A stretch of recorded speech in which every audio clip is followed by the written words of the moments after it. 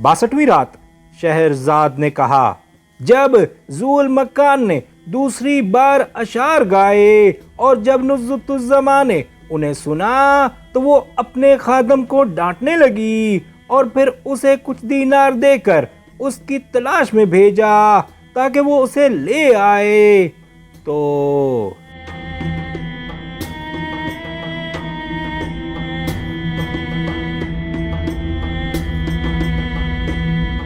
अब खादम उसकी तलाश में निकला और खैमों में इधर उधर घूमने लगा, लेकिन किसी को जागता न पाया क्योंकि सब लोग थकान की वजह से सो रहे थे। अब वो आग जलाने वाले के पास आया और देखा कि वो सर खोले बैठा हुआ है। खादम ने करीब आकर उसका हाथ पकड़ लिया और कहा कि तूने ही अशार गाए हैं। उसे अपनी जान का डर लगा और वो कहने लगा कि ऐ कौम के सरदार, खुदा की कसम मैंने नहीं गाए। खादम ने कहा कि जब तक तू मुझे उस शख्स के पास न ले चलेगा जिसने अशार गाए हैं, मैं तुझे हरगिज न छोड़ूंगा। अगर मैं बगैर उस शख्स के अपनी मालका के पास जाऊंगा तो मुझे डर है कि वो मुझे सजा देगी। जब आग जलाने वाले ने खादम की बातें सुनी तो उसे ज़ुल मकान की तरफ से बहुत डर लगा और वो ज़ारो कतार रोने लगा और उसने खादम से कहा कि वल्लाह ना मैंने अशार गाए हैं और ना मैं ये जानता हूँ कि किसने गाए हैं, मगर मैंने एक राहगीर को गाते सुना है। मेरी वजह से गुनाहगार मत बन, मैं एक परदेसी हूँ। खादम ने कहा कि मेरे साथ चल और अपनी ज़बान से मेरी मालका से बयान कर, क्योंकि इस वक्त तेरे सिवा और कोई जागता हुआ नहीं है। आग जलाने वाले ने कहा कि पहली बार भी तूने मुझे इस जगह बैठे देखा था। कोई शख्स अपनी जगह से यहाँ हिल नहीं सकता, वरना उसे चौकीदार पकड़ लेंगे। तू वापस जा और अगर इसके बाद तू किसी को अशार पढ़ते सुने, खा वो दूर हो या नज़दीक, तो वो मैं हूँगा या मैं उसको जानता हूँगा और मुझी से तुझे उसका पता चलेगा। ये कहकर उसने खादम के सर को बोसा दिया और उसकी खुशामद करने लगा। खादम उसको छोड़कर चला गया और एक चक्कर लगाकर आग जलाने वाले के पीछे छुपकर खड़ा हो गया, क्योंकि बगैर नतीजे के अपनी मालका के पास जाने से वो डरता था।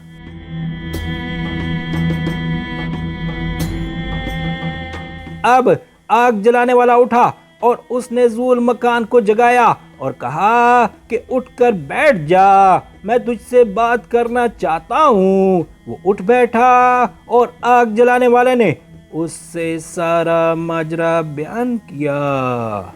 ज़ुल मकान ने कहा कि अरे जाने भी दे, मैं किसी की परवाह नहीं करता और ना किसी से डरता हूँ, क्योंकि मेरा मुल्क करीब है। आग जलाने वाले ने कहा कि आखिर तू क्यों अपने नफ्स और शैतान की पैरवी करता है? तू किसी से नहीं डरता, मगर मैं अपनी और तेरी बाबत डरता हूँ। तुझे खुदा की कसम जब तक अपने शहर न पहुँच जाइयो, हरगिज अशार न गाइयो। मैं तुझे ऐसा हरगिज न जानता था। तुझे मालूम नहीं कि दरबान की बीवी तुझे सजा देना चाहती है, क्योंकि तू उसे तकलीफ दे रहा है। गालबन वो बीमार है या सफर की थकान से उसे नींद नहीं आती। ये दूसरी मर्तबा है कि उसने खादम को तेरी तलाश में भेजा है।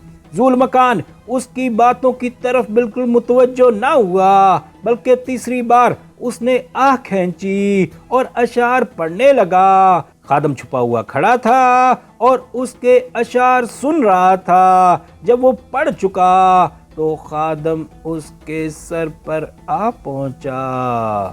आग जलाने वाला ये देखकर भागा और दूर खड़ा होकर देखने लगा कि अब क्या होता है। اب خادم نے ذو المکان سے کہا کہ اے میرے آقا، میں آج رات تیرے پاس 3 بار آ چکا ہوں کیونکہ میری مالکہ نے تجھے یاد کیا ہے۔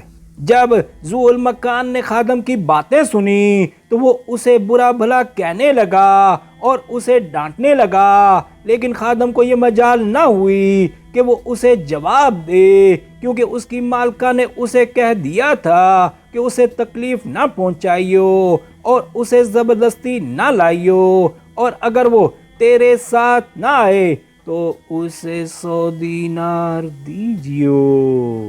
اس لیے خادم اس سے بڑے ادب اور نرم لہجے میں باتیں کرنے لگا اور اسے 100 دینار کی تھیلی پیش کرتے ہوئے کہا کہ اے میرے آقا، یہ لے اور میرے ساتھ چل۔ میرا مطلب محض اتنا ہے کہ تو ہماری مالکہ کے پاس چل تاکہ وہ تجھ سے کچھ پوچھے اور پھر تو بخیر و خوبی واپس آ جائے۔ جب اس نے خادم سے یہ سنا تو اٹھ کھڑا ہوا اور لوگوں پر کودتا پھاندتا چل دیا۔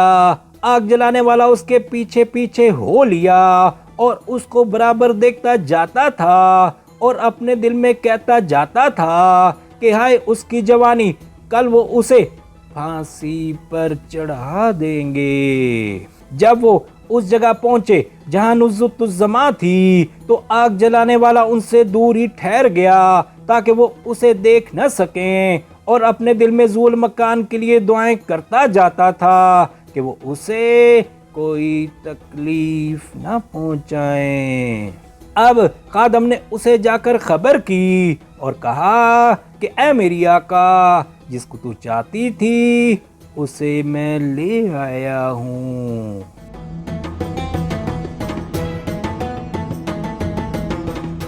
جب نزلۃ الزما نے یہ سنا تو اس نے خادم سے کہا کہ اس سے کہہ کہ اشعار پڑھے تاکہ میں قریب سے سنوں، اس کے بعد اس کا نام اور وطن پوچھیو۔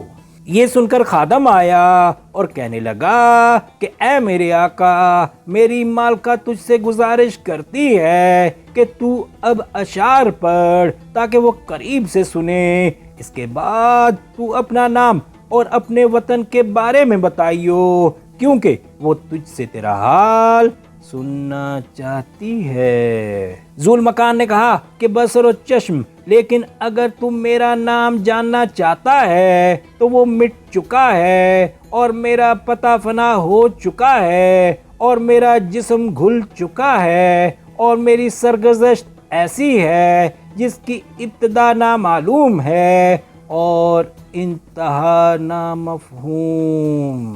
میری حالت اس مت والے کی سی ہے جس نے بہت شراب پی لی ہو اور اپنے آپ پر ظلم کیا ہو اور حوادث کا شکار بنا ہو اور جس کا سر پھر گیا ہو اور جو اپنے معاملے میں حیران و پریشان اور فکر کے سمندر میں غرق ہو۔ جب نزلۃ الزما نے یہ باتیں سنی تو وہ رو پڑی اور خوب روئی اور آہیں بھرنے لگی اور خادم سے کہا کہ اس سے پوچھ کہ کیا تو کسی عزیز دوست سے جدا ہو گیا ہے۔ خادم نے اس کے حکم کی تعمیل کی اور ذو المکان نے جواب دیا کہ ہاں، میں سب سے جدا ہو گیا ہوں اور ان میں سے سب سے زیادہ عزیز میری بہن ہے جسے زمانے نے مجھ سے جدا کر دیا ہے۔ نزلۃ الزما یہ سن کر چپ ہو گئی اور کہنے لگی کہ خداوندہ، اس کو اس کی بہن سے ملا دے، اور اس کے بعد وہ خادم سے کہنے لگی کہ اس سے کہہ کہ وہ اپنے خاندان اور وطن کی جدائی میں کچھ سنائے۔ خادم نے اپنی مالکہ کے حکم کی تعمیل کی اور ذو المکان سرد آہ بھر کر اسے اشعار سنانے لگا۔ جب وہ اشعار پڑھ چکا اور نزلۃ الزما انہیں سن چکی تو اس نے خیمے کا پردہ اٹھا دیا اور اسے دیکھنے لگی۔ جب اس کی نظر ذو المکان کے چہرے پر پڑی تو اس نے اسے پہچان لیا کہ وہ ذو المکان ہے، اور وہ چلا اٹھی کہ بھائی ذو المکان، وہ بھی اس کی طرف دیکھنے لگا اور اسے پہچان لیا اور چلا اٹھا کہ بہن نزہت الزما وہ بھائی سے لپٹ گئی اور دونوں رونے چلانے لگے اور ان کے آنسو نہ تھمتے تھے اور وہ روتے روتے بے ہوش ہو گئے۔ جب انہیں ہوش آیا تو نزہت الزما مارے خوشی کے پھولے نہ سماتی تھی اور اس کا رنج و الم سب دور ہو گیا اور خوشی نے ان کی جگہ لے لی۔ اب ذو المکان نے اسے اپنے سینے سے لگا لیا اور مارے خوشی کے اس کی آنکھوں سے آنسو بہنے لگے اور تھوڑی دیر تک وہ دونوں خیمے کے دروازے پر بیٹھے رہے۔ اس کے بعد ذو المکان نے اس سے کہا کہ تو اپنی سرگزشت مجھ سے بیان کر، اور اس نے اپنا قصہ شروع سے لے کر آخر تک کہہ سنایا، اس وقت سے لے کر جب وہ اس سے سرائے میں رخصت ہوئی تھی اور بدو اور تاجر اور شرکان کے ساتھ اسے کیا واقعہ پیش آیا تھا، اور پھر شرکان نے اسے خرید کر آزاد کیا اور دربان کے ساتھ اس کی شادی کر دی۔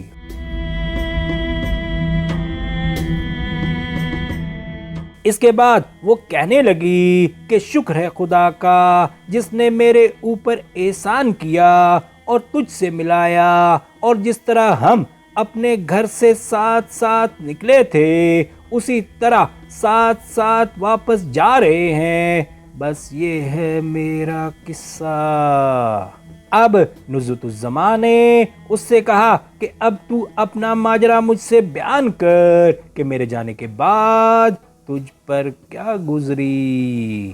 اس نے بھی شروع سے لے کر آخر تک سارا ماجرا بیان کر دیا، اور یہ کہ خدا نے اس پر احسان کیا اور اس آگ جلانے والے سے ملا دیا، اور وہ اس کے ساتھ سفر میں ہے اور اپنا مال اس پر خرچ کر رہا ہے اور دن رات اس کی خدمت کرتا ہے۔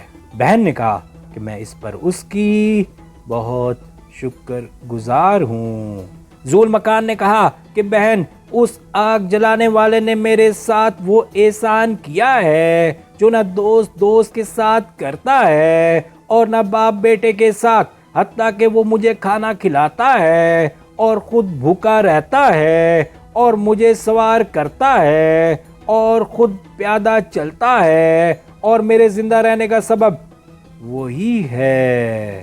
نزہت الزما نے کہا کہ اگر خدا نے چاہا تو جتنا ہو سکے گا ہم اس کا بدلہ دیں گے۔ اب اس نے خادم کو آواز دی اور اس سے کہا کہ اے نیک مرد، میں تجھے بھی خوشخبری دیتی ہوں، کیونکہ تیرے ذریعے سے میں اپنے بھائی سے ملی ہوں، اور تھیلی میں جو کچھ ہے وہ تیرا انعام ہے۔ اب فوراً جا اور اپنے مالک کو بلا لا۔ خادم خوش ہو گیا اور بڑے دربان کے پاس جا کر کہا کہ میری مالکہ تجھے بلاتی ہے۔ دربان اس کے ساتھ نزہت الزما کے پاس گیا اور دیکھا کہ اس کا بھائی اس کے پاس ہے، اور اس نے قصہ دریافت کیا۔ نزہت الزما نے ساری سرگزشت شروع سے لے کر آخر تک بیان کر دی، اور اس کے بعد کہا کہ اے دربان، تو نے کسی کنیز کے ساتھ شادی نہیں کی بلکہ بادشاہ عمر بن نعمان کی بیٹی کے ساتھ کی ہے۔ جب بڑے دربان کو سارا واقعہ معلوم ہو گیا اور وہ یہ جان گیا کہ وہ بادشاہ عمر بن نعمان کا داماد ہے، تو وہ اپنے دل میں کہنے لگا کہ اب تو میں کسی نہ کسی صوبے کا والی بنا دیا جاؤں گا۔ یہ کہہ کر وہ ذو المکان کی طرف متوجہ ہوا اور اس کی سلامتی اور بہن سے ملنے پر مبارکباد دی، اور فوراً خادموں کو حکم دیا کہ ذو المکان کے لیے ایک خیمہ اور بہترین گھوڑوں میں سے ایک گھوڑا تیار کریں۔ نزہت الزما نے کہا کہ اب ہم وطن کے قریب پہنچ گئے ہیں، اور میں چاہتی ہوں کہ وطن پہنچنے تک میں اپنے بھائی کے ساتھ رہوں۔ دربان نے کہا کہ تیرا حکم سر آنکھوں پر، اور پھر اس نے ان کے لیے طرح طرح کی مٹھائیاں اور ذو المکان کے لیے बेहतरीन लिबास मंगवाया। अब नुज़्रतुज़्ज़मान ने उससे कहा कि वो खादम को भेजकर आग जलाने वाले को बुलवाए और उसकी सवारी के लिए घोड़ा और सुबह शाम उसके लिए बेहतरीन दस्तरखान तैयार करवाए। ये सुनकर बड़े दरबार ने खादम को बुलवाया और उसे सारे अहकामात दे दिए। खादम ने कहा कि बस और चश्म और अपने 7 नौकरों को लेकर आग जलाने वाले की तलाश में गया और देखा कि वो काफिले के पीछे अपना गधा कस रहा है और भागना चाहता है और कह रहा है कि मैंने खुदा के लिए उसे नसीहत की थी लेकिन उसने मेरी न सुनी। मालूम नहीं कि अब वो किस हाल में है। अभी वो ये बातें खत्म भी न कर पाया था कि खादम उसके सर पर आ पहुंचा और नौकर चाकर उसके आस पास घूमने लगे।